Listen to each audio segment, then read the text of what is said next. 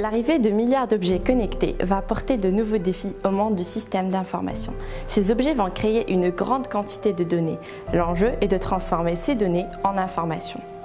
Digora, une société spécialisée dans la gestion d'installations informatiques, a décidé de réaliser un projet de plateforme IoT répondant aux divers besoins de l'industrie. Le projet Digora 4.0 nous a permis de travailler avec deux autres groupes de Télécom Physique Strasbourg. Le premier était chargé de créer le N-Device pendant que l'autre devait développer une application sur laquelle nous pourrions exploiter les données envoyées. Notre tâche consistait à envoyer la donnée jusqu'au serveur. Pour cela, nous avons opté pour la technologie LoRa qui répond aux problématiques des objets connectés tels que la basse consommation énergétique, la longue portée et la facilité de déploiement. Afin de déployer notre réseau LoRa, nous avons commandé du matériel chez le fournisseur américain Multitech.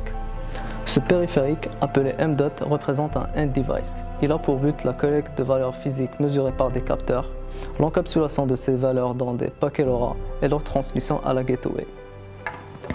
Elle comporte un serveur LoRa et elle relie les données du réseau LoRa jusqu'au serveur Digora où sont stockées ces données.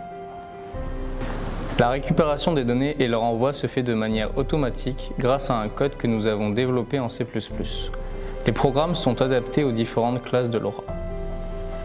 Pour notre projet, nous avons utilisé Node-RED. C'est un logiciel développé par IBM qui permet d'interconnecter des objets et des services facilement avec une interface graphique qui fonctionne avec des nœuds. Nous récupérons la donnée sur un nœud, puis elle est parsée et enrichie et renvoyée jusqu'à un autre nœud où elle sera envoyée vers une base de données pour être stockée. Automatisation, efficience et pérennité. C'est autour de ces trois points clés que nous avons conçu notre base de données destinée à recueillir les données des capteurs. Nous avons organisé notre base de données de telle manière à ce qu'elle puisse contenir toutes les informations du réseau et servir de support à l'application.